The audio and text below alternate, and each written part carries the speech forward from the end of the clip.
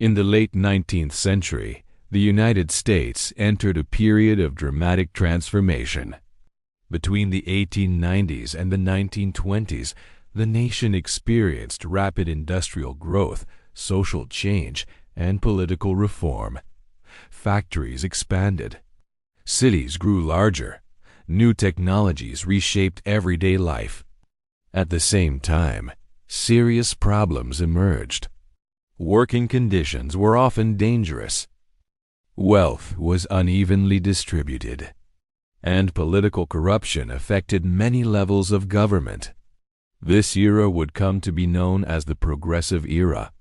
It was a time when Americans began to confront the consequences of industrialization and seek solutions through reform.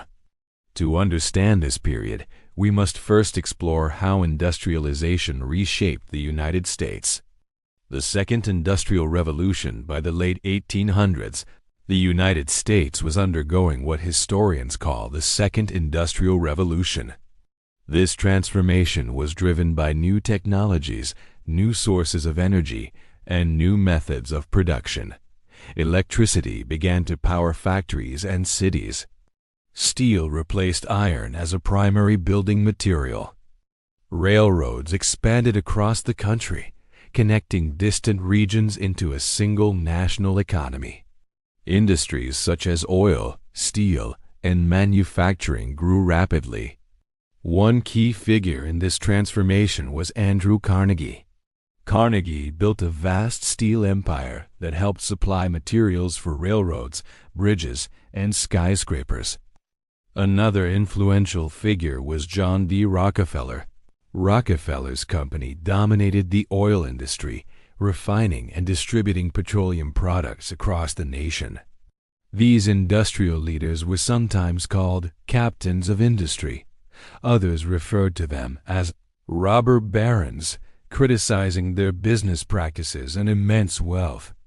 The growth of cities' industrialization led to rapid urbanization. Millions of people moved from rural areas to cities in search of work. Immigrants from Europe and other parts of the world also arrived in large numbers. Cities such as New York City, Chicago, and Pittsburgh grew quickly during this period. Urban life offered new opportunities, but it also created new challenges. Housing was often overcrowded. Sanitation systems were inadequate. Disease spread easily in densely populated neighborhoods. Many working-class families lived in tenements. These were small, poorly ventilated apartment buildings with limited access to clean water.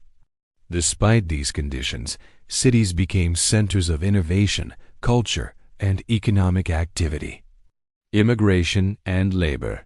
Between the 1890s and early 1900s, millions of immigrants arrived in the United States. Many came through Ellis Island. They traveled from countries such as Italy, Russia, and Poland. Immigrants often sought better economic opportunities and freedom from political or religious persecution. However, life in America was not easy. Many immigrants found work in factories, mines, or construction. Working conditions were frequently harsh. Long hours, low wages, and unsafe environments were common. Child labor was also widespread. Workers began to organize in response to these conditions.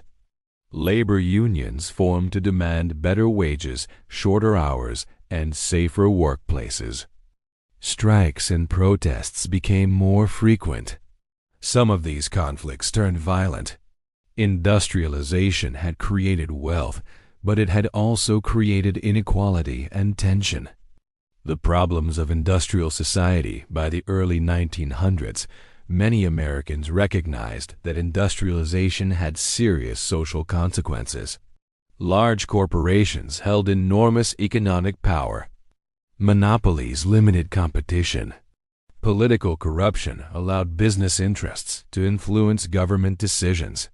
At the same time, ordinary workers struggled to make a living. These issues led to growing calls for reform.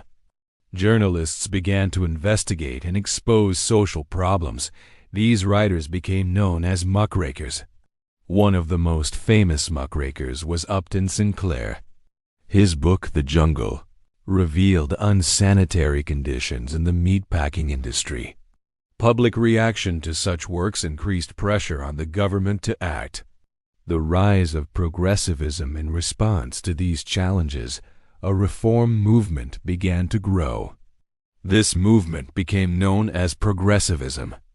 Progressives believed that government should play an active role in solving social and economic problems. They supported reforms such as regulation of big business protection for workers, improved public health, expansion of democracy. Progressives came from many different backgrounds. Some were middle-class professionals. Others were activists, journalists, or political leaders.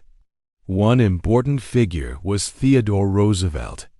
Roosevelt believed in regulating large corporations to ensure fair competition. He became known for his trust-busting policies, which aimed to break up monopolies. Another key reformer was Woodrow Wilson. Wilson supported economic reforms and changes to the banking system. A new role for government.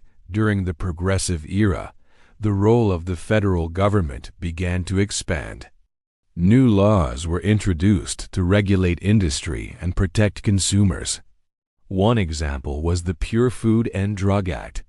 This law aimed to ensure that food and medicines were safe and properly labeled.